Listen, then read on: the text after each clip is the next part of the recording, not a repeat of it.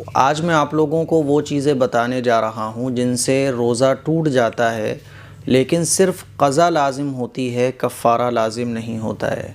ध्यान से सुनिएगा और गौर कीजिएगा, समझिएगा, क्योंकि ये मसाइल हर मुसलमान को जानना बहुत ज़रूरी है। नंबर 1, किसी ने ज़बरदस्ती रोज़ेदार के मुँह में कोई चीज़ डाल दी और वो हलक़ में उतर गई तो रोज़ा फ़ासिद हो जाएगा और क़ज़ा वाजिब होगी।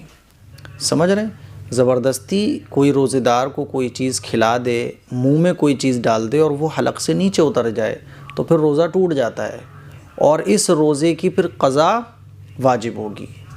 रोज़ा याद था और कुल्ली करते वक्त बग़ैर इरादे के पानी हलक़ में उतर गया, तब भी रोज़ा टूट जाएगा। हम कुल्ली कर रहे थे और हमें पता है कि हमारा रोज़ा है, लेकिन कुल्ली करते वक्त पानी जो है ना वो हलक़ से नीचे उतर गया।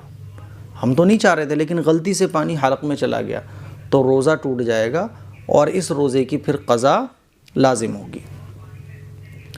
ख़ुद ब खुद क़े आने से रोज़ा नहीं टूटता, चाहे थोड़ी सी क़े आए, वॉमिटिंग, ख़ुद ब खुद वॉमिटिंग हो गई, चाहे थोड़ी हो या ज़्यादा हो, रोज़ा नहीं टूटता है। लेकिन इतनी बात ज़रूर है कि अगर जानबूझकर वॉमिटिंग की किसी ने और मुंह भर के वॉमिटिंग हो गई तो रोज़ा टूट जाएगा, और इससे थोड़ी हो तो नहीं टूटेगा।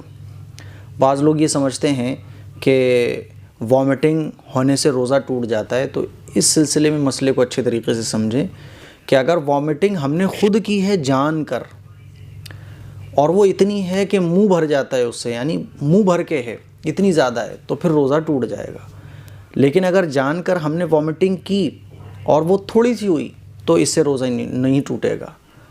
और ख़ुद ब खुद जो वॉमिटिंग होती है, फिर वो कितनी ही ज़्यादा हो या कम हो, उससे रोज़ा नहीं टूटता है। इसीलिए बाज़ लोग बहुत ये सवाल पूछा जाता है कि अरे वो वॉमिटिंग हो गई थी, क़े हो गई थी, पल्टी हो गई थी तो रोज़ा टूट गया। ऐसी बात नहीं है। वॉमिटिंग से रोज़ा तब टूटता है जब आपने ख़ुद वॉमिटिंग की हो जानकर, और वो इतनी ज़्यादा हो कि मुँह भर जाए, तो रोज़ा टूटेगा। ख़ुद ब खुद होती हैं और आम तौर पर वॉमिटिंग ख़ुद ब खुद होती है, तो इससे रोज़ा नहीं टूटता है। इसी तरह से थोड़ी सी वॉमिटिंग आई, फिर ख़ुद ब खुद हलक़ में चली गई वापस, तो रोज़ा नहीं टूटेगा। लेकिन अलबत्ता इतनी बात ज़रूर है कि अगर वॉमिटिंग को जानबूझकर वापस लौटा लिया तो रोज़ा टूट जाएगा। वॉमिटिंग हुई और ख़ुद ब खुद अंदर चली गई तो इससे रोज़ा नहीं टूटेगा। लेकिन वॉमिटिंग हुई और आपने उसे थूकने के बजाय जानकर अंदर ले लिया तो फिर रोज़ा टूट जाएगा और फिर इस रोज़े की क़ज़ा लाज़िम होगी। देखिए कितने काम के मसले हैं, अगर ये मसले हम लोग सीख लें तो कितना मज़ा आ जाए। कोई भी हमसे पूछे तो घर में बता दें, और ये छोटे छोटे मसले हैं जिनको हर मुसलमान को सीखना चाहिए। इसी तरह से अगर किसी को वॉमिटिंग हुई, किसी को पल्टी हो गई और वो ये समझा कि मेरा रोज़ा टूट गया, और उसने ये समझकर जानबूझकर कुछ खा लिया और रोज़ा तोड़ दिया, तो भी जो है क़ज़ा वाजिब होगी, कफ़ारा वाजिब नहीं होगा। ठीक है? भूल से खाने पीने से रोज़ा नहीं टूटता है, इसी तरह से क़े आने से भी रोज़ा नहीं टूटता है। लेकिन उसने ये समझा कि यार अब तो वॉमिटिंग हो गई, रोज़ा टूट जाता है, अब तो रोज़ा टूट ही गया, अब उसने जानबूझकर खा लिया और रोज़ा तोड़ दिया, तो फिर इससे जो है वो क़ज़ा वाजिब होगी, कफ़ारा वाजिब नहीं होगा। दांतों में अगर कोई चीज़ फंसी हुई थी और वो इतनी बड़ी है, दांतों में जो चीज़ फंसी हुई थी वो इतनी बड़ी है चने के बराबर, वो दांतों में से निकली वो चीज़ और चने के बराबर इतनी बड़ी वो चीज़ थी और दांतों में से निकली और हमने उसको अंदर ले लिया, तो रोज़ा टूट जाएगा। और अगर थोड़ी बहुत, जैसे कि रेशे फंस जाते हैं, बहुत बारीक बारीक चीज़ें दांतों में से निकल आती हैं, वो अगर अंदर ले ली तो उससे रोज़ा नहीं टूटेगा। ठीक है? और अगर मुंह से निकाल कर फिर निगल लिया तो फिर चाहे चने के बराबर हो या चने से कम हो या ज़्यादा हो, कोई फ़र्क नहीं पड़ता, रोज़ा टूट जाएगा। ये मसला तो जब है कि जब आपके दांतों में कोई चीज़ फंसी हुई थी, आपने निकाली ज़बान से ही और उसको अंदर ले लिया, तो अगर वो चने के दाने से कम है तो फिर रोज़ा नहीं टूटेगा, और अगर वो चने के दाने के बराबर है तो फिर रोज़ा टूट जाएगा। लेकिन आपने उसको बाहर निकाल लिया, उंगली से लेकर बाहर निकाल लिया और देखा आपने कि बहुत छोटी से, फिर दोबारा आपने अंदर लेके खा लिया, तो फिर रोज़ा टूट जाएगा, चाहे चने के बराबर हो या कम हो या ज़्यादा हो, इससे कोई फ़र्क नहीं पड़ेगा। ठीक है? इसी तरह से दांतों में से निकला हुआ खून निगल लिया जबकि खून थूक पर गालिब आ चुका था, खून थूक से ज़्यादा था, तो सिर्फ क़ज़ा वाजिब होगी और रोज़ा टूट जाएगा। ठीक है। किसी ने भूले से कुछ खा पी लिया, फिर ये समझा कि मेरा रोज़ा टूट गया, इस वजह से फिर जानबूझकर कुछ खा लिया, तो ये रोज़ा टूट गया। अब इस रोज़े की क़ज़ा वाजिब होगी, कफ़ारा वाजिब नहीं होगा। ठीक है। अच्छा, इसी तरह से ये समझकर कि अभी तो सहरी का टाइम ख़त्म नहीं हुआ है या फ़जर की अज़ान का वक्त नहीं हुआ है, सहरी कोई खाता रहा, फिर मालूम हुआ कि सुबह सादिक के बाद खाया पिया था, है ना। ऐसा होता है ना कि हम ये समझते हैं कि अभी तो सहरी का टाइम है, अभी तो सहरी का टाइम है, लेकिन सहरी का टाइम तो ख़त्म हो चुका होता है। अब हमने सहरी भी कर ली, बाद में पता चला कि अरे सहरी का टाइम तो ख़त्म हो गया था, फ़जर की अज़ान तो हो गई थी, तब भी जो है सिर्फ क़ज़ा लाजिम होगी, कफ़ारा लाजिम नहीं होगा। इसी तरह से बादल या गुबार की वजह से या वक्त पता नहीं लग पाया और ये समझ कर के इफ़्तार का टाइम हो गया, किसी ने इफ़्तार कर लिया, बाद में पता चला कि अभी तो जो है वो इफ़्तार का टाइम शुरू ही नहीं हुआ था। इसी तरह घड़ी पर वक्त गलत होने की वजह से या टाइम पता नहीं चल पाया और किसी ने बताया कि हाँ इफ़्तार का टाइम हो गया, हमने इफ़्तार कर लिया, बाद में पता चला कि साहब इफ़्तार का टाइम तो हुआ नहीं था। यानी इफ़्तार का टाइम होने से पहले ही किसी ने गलती से इफ़्तार कर लिया, तब भी जो है वो क़ज़ा लाजिम होगी, कफ़ारा लाजिम नहीं होगा और रोज़ा टूट जाएगा।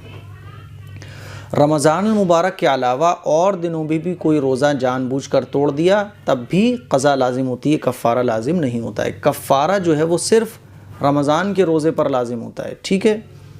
रोज़े की हालत में टूथपेस्ट या मंजन से दांत साफ़ करना ये मकरूह है, और अगर टूथपेस्ट करते वक्त, मंजन करते वक्त कोई चीज़ हलक में चली जाए तो रोज़ा टूट जाएगा और क़ज़ा लाजिम होगी। इसी तरह से रोज़ा पूरा करने की सूरत में मर्ज़ की शिद्दत या मुद्दत मर्ज़ में इजाफ़े का पूरा यकीन हो तो रोज़ा तोड़ना जायज़ है और सिर्फ़ क़ज़ा वाजिब है। आपने रोज़ा रखा, आपको पता है कि अगर मैं शाम तक रोज़े से रहा तो मर्ज़ बढ़ जाएगा या मर्ज़ में ज़्यादती हो जाएगी, तो फिर आप रोज़ा तोड़ देते हैं, पूरा यकीन हो ये तब है, तो रोज़ा तोड़ना जायज़ है और फिर इस रोज़े की क़ज़ा बाद में करनी होगी। और एक मसला ये भी है कि बीवी का बोसा लेना या साथ लेटने की वजह से इंज़ाल अगर हो जाए तो इससे भी रोज़े की सिर्फ़ क़ज़ा वाजिब होगी, कफ़ारा वाजिब नहीं होगा। हलक के अंदर अगर रोज़े की हालत में मक्खी चली गई या ख़ुद ब खुद धुआं चला गया या धूल मिट्टी चली गई तो रोज़ा नहीं टूटेगा, लेकिन इतनी बात ज़रूर है कि अगर जानबूझकर ऐसा किया तो रोज़ा टूट जाएगा और क़ज़ा लाजिम होगी। ठीक है। लोबान, ऊद वग़ैरह को सुलगा कर अपने पास रख कर सूंघा तो रोज़ा टूट जाएगा, क्योंकि धुआं अंदर चला जाएगा, रोज़ा टूट जाएगा। जानबूझकर किसी ने अगर धुआं अंदर लिया तब भी रोज़ा टूट जाएगा और क़ज़ा करनी होगी, कफ़ारा वाजिब नहीं होगा। इसी तरह से किसी ने कंकरी या लोहे का टुकड़ा वग़ैरह, कोई ऐसी चीज़ जो ना दवा के तौर पर खाई जाती है ना ग़िज़ा के तौर पर खाई जाती है ना, ऐसे ही उसने कोई कंकरी या लोहे या मिट्टी का टुकड़ा जो है वो चीज़ खा ली तो उसका रोज़ा टूट जाएगा, लेकिन इस पर कफ़ारा वाजिब नहीं होगा, सिर्फ़ क़ज़ा लाजिम होगी। रमज़ान के रोज़े के तोड़ने से कफ़ारा तभी लाजिम आता है जब रमज़ानुल मुबारक में रोज़ा तोड़ डाले।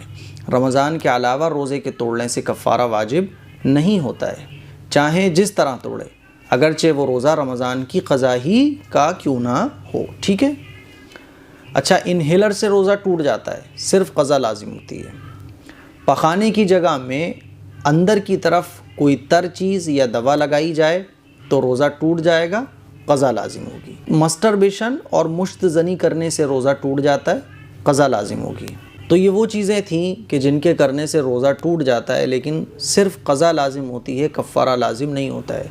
मैं इंशाअल्लाह कल आपको बताऊँगा वो चीज़ें जिनसे रोज़ा टूट जाता है और क़ज़ा भी लाजिम होती है और कफ़ारा भी लाजिम होता है।